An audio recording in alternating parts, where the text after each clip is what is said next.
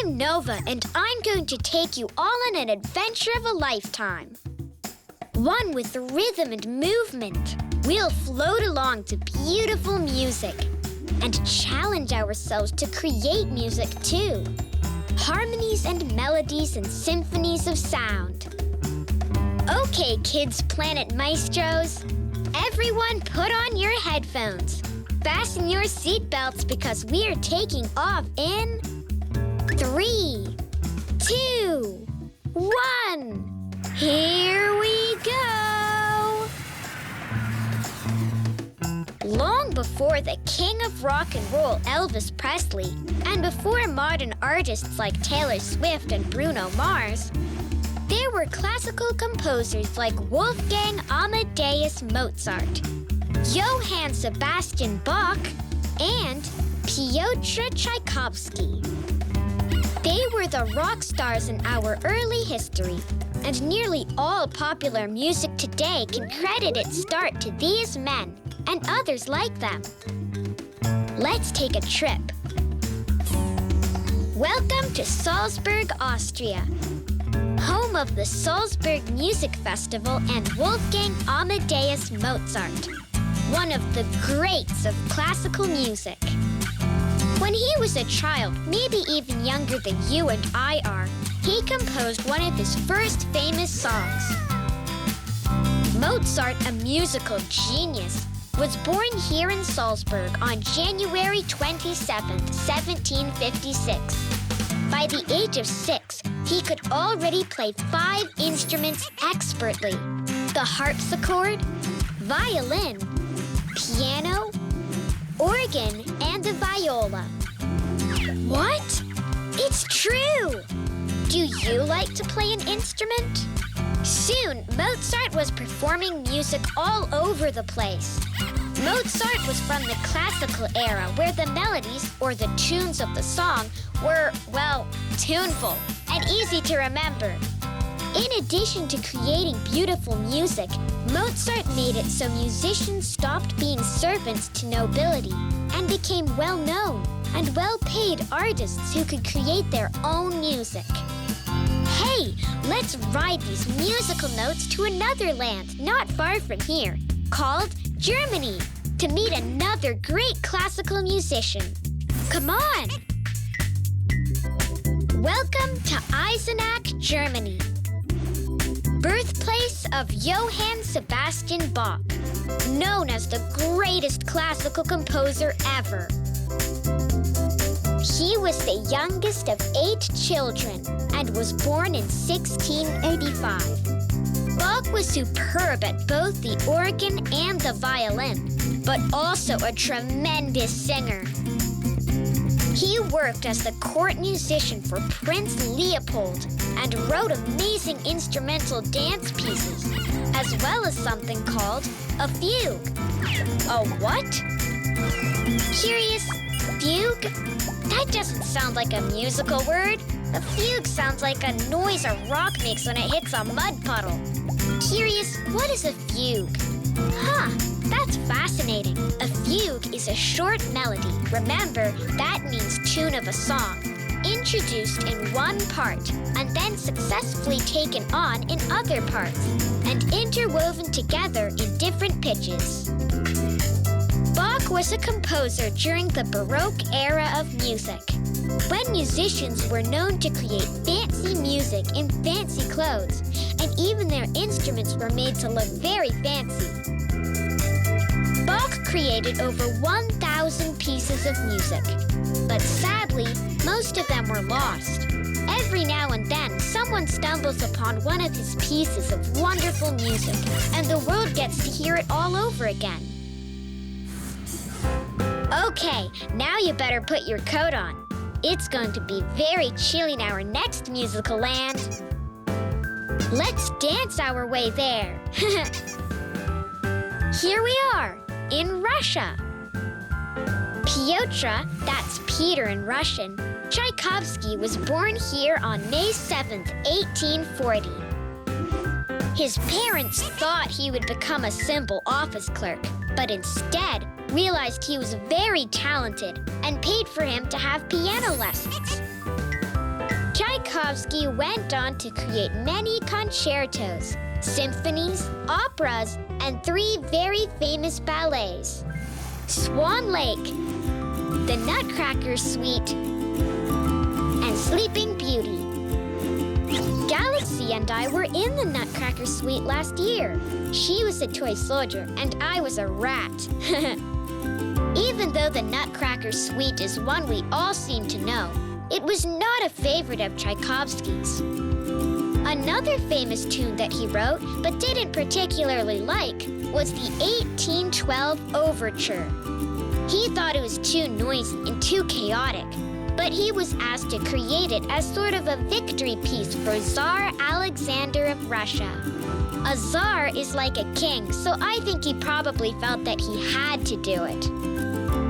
Sometimes I don't think we see the value in the things we create, but others might see more. We tend to criticize ourselves more than others might. Pyotr Tchaikovsky was from a time called the Romantic era.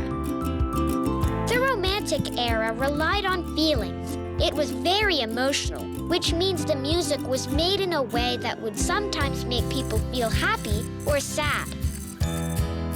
This type of music led to the music we hear on the radio today. Songs about love are inspired by the Romantic era. When we come back, we'll talk about how much these men from a long time ago influenced our musicians today. Does that even sound possible?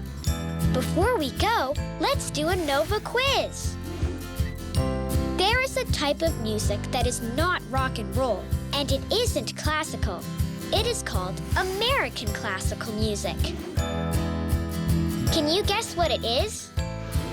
Is it A, bubblegum pop, B, kazoo-da-loo bop, C, jazz?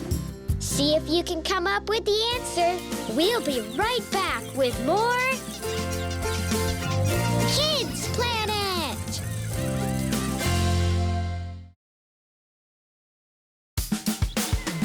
Hi there!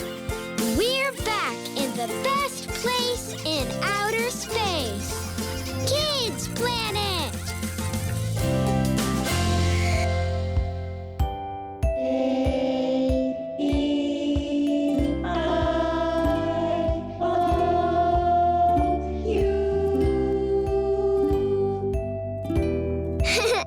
Wow, that was fun!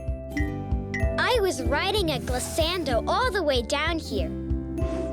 A glissando is a continuous slide up or down in music. You should try it. So much fun! Ready to have some more fun? Me too! Let's learn the answer to our Nova quiz. Remember the question?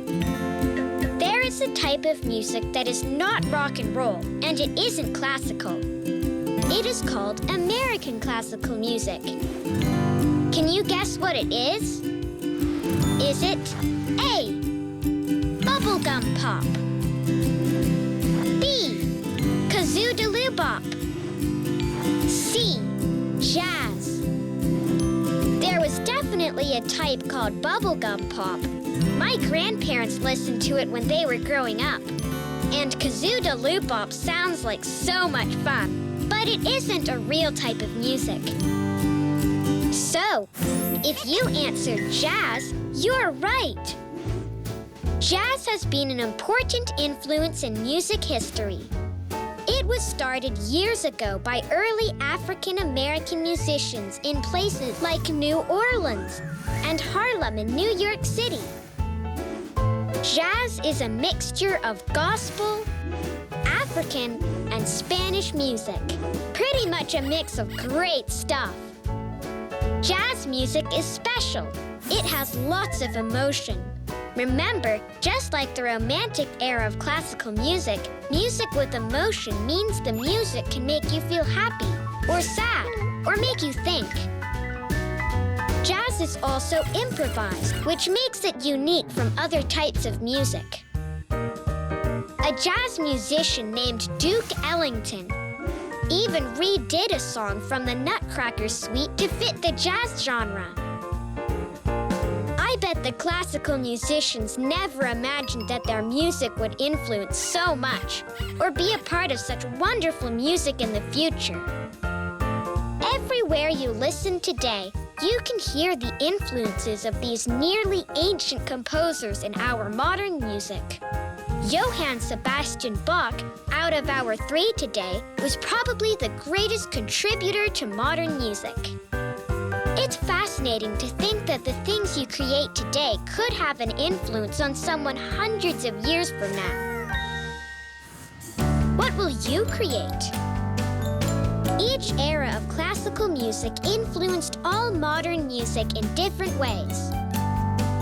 We know that musicians today use parts of these classical songs to create their own songs. But we also know there's more to it than that. Let's see. The three eras of classical music were, can you remember? Classical, Baroque, and Romantic. Thanks, Curious.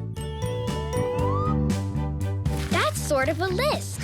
Our planet list starts with classical. The classical era brought us the chorus. That part of the song that we always go back to. In each song, there's a verse and a chorus. The verses can all be different, but the choruses are all the same and have a short, memorable melody that will probably stick in your head, which means you'll remember it. Number 2 is Baroque. Remember that the Baroque era brought us very fancy artists with very fancy costumes. Number 3 is Romantic. Most of today's music follows the Romantic era's formula. The music we hear on the radio is mostly based on how the songwriter is feeling, what is inspiring them, and what they believe in. Everything old is new again. The influences of the masters are still being felt in music today. What will people be doing in the future? How can we influence the future with our creations? When we come back, we'll talk about how we can train to be great. If music is your passion and you believe in yourself, you can do big things. But first, how about another Nova quiz? One of the first ways we can train to become great musicians is by using what? A. Using our ears. B. Using our nostrils. C. Using our elbows. See if you can think of the answer. I'm off to sip on a smoothie. I have a feeling we might be singing soon, and I need to have my voice nice and hydrated. Don't go away. We'll be right back with more Kids Planet.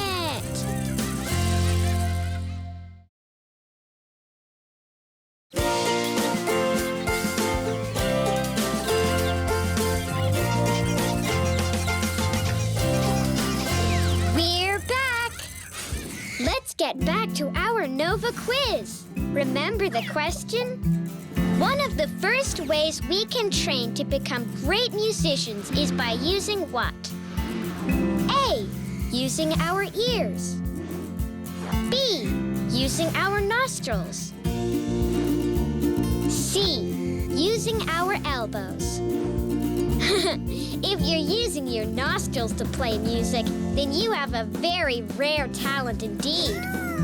But no, it's not nostrils. And elbows can do many things. They can wake up your brother Neutron when he falls asleep. They can link arms with someone. And they are the tool that your arms use to fit into small spaces, get into clothing, and maybe open a door or two when your hands are full. But they are not good for making music. If you answered A, using our ears, you are right. Sometimes the best way to start to develop your music skills is by listening to all sorts of songs and music. Listen for the different instruments. What does each one sound like? And listen listen to the way they all work together. To do anything well, we must build the necessary skills. Music is no different. Great musicians spend many years practicing and developing their music. There are many ways to practice. One way is ear training. Look, it's another planet list. Okay, Curious, we know that ear training is number 1. But what are the rest? Can you search that up for us? My mom wants me to play the piano every day. She says practice makes perfect. So maybe that's the second item on our planet list. Practice. We practice by doing scales, learning the rhythm and structure of the song we're learning to sing or play. The greats always study classical music, since the structure and the musicality of the songs are more complicated than other types of music. That means even if you don't want to become a classical musician, having that classical base means you can play or sing just about anything. Number 3 is... Oh my! Number 3 is sight training. Huh? Curious? Sight training is a way that we can train our brains so that we can start to read music as well. When we read music, we don't read words, we read musical notes. When music is written on a staff, the low notes are low on the staff, and the higher notes are at the top. Each note is written so that we can tell how long it's supposed to be. Notes can also be written as letters on a staff, like do, re, mi, fa, so, la, ti, do. Do is C, re is D, mi is E, fa is F, so is G, la is A, T is B, and do is another C, only higher. Knowing these letters in the staff makes it easier to pick out the tune if we didn't have a piano to play it for us. Do, re, mi, fa, sol, la, ti, do. Sing it with me, Kids Planet Kids. Do, re, mi, fa, sol, la, ti, do. Do, re, mi, fa, sol, la, ti, do. Now here's a challenge. Can you remember all that we've learned today? Who are the major classical composers we learned about? The first was a classical composer who pushed the idea that musicians weren't servants for kings and queens. No. They were artists who could create their own music and make their own money. He played 5 different instruments and created the tune to Twinkle, Twinkle, Little Star. You guessed it, Wolfgang Amadeus Mozart. The second was a baroque composer who liked to compose dance pieces, concertos, and fugues. He is a major influence of artists today, and he liked to be very fancy as that was the style in the Baroque period. You did it again! Yes! Johann Sebastian Bach. The third was a Russian. He wrote symphonies, operas, and 3 very famous ballets.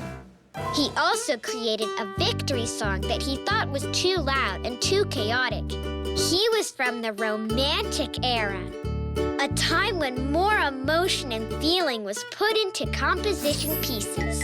That was Piotr Tchaikovsky. We learned about jazz music, American classical music, and how it was created by African Americans in early America. African music, Spanish music, and gospel. Even jazz musicians were influenced by the classical periods. And I'm sure if it were reversed, the classical period might have been influenced by the jazz players as well. So many modern rock and pop songs have pieces of classical music in them. I'm sure if we all listened to classical music a lot, we would find that so many musical types have bits and pieces of old classical music in them.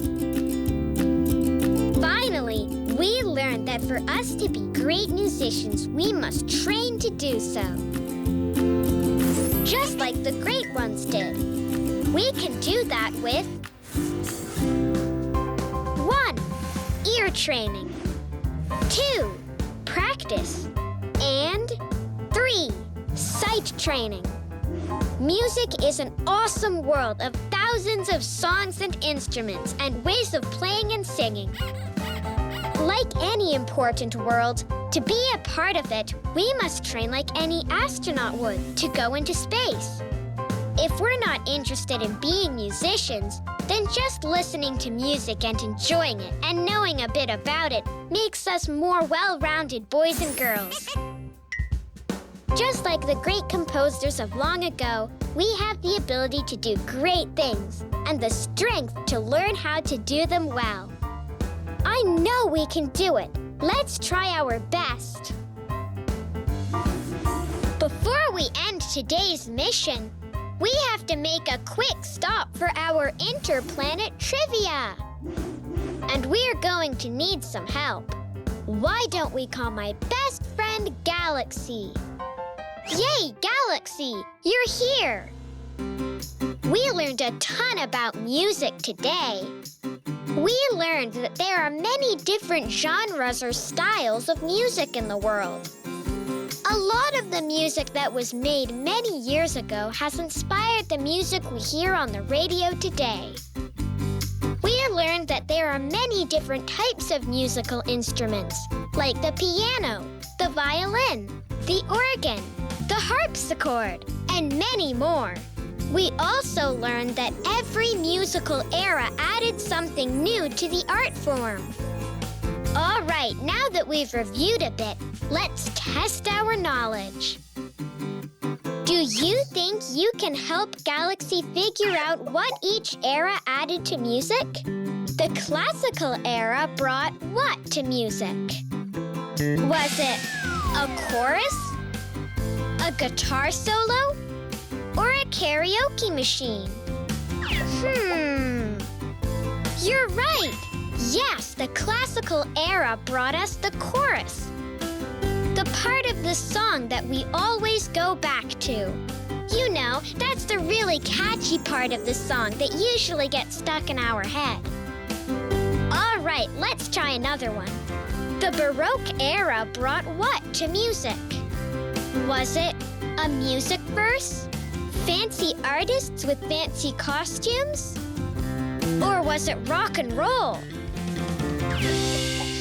That's a little tough. That's right! The Baroque era brought us fancy artists with very fancy costumes. Just look at them. They look like they had a lot of fun dressing up. All right, last one. The Romantic era brought what to music? Was it the formula music follows today? Heart-shaped cookies? Or was it songs about bunnies? Wow, you did it again! Yes, the Romantic era brought us the formula that is followed by music today. Music is very important. It helps us communicate how we feel and also gives us something to dance to. And you know what else is really awesome? We can make our own music if we want to. So get out there and see if there's an instrument you like. You did great today. Now it's time to say goodbye. But don't be sad, because we'll see each other again soon. Right here, in the best place in outer space.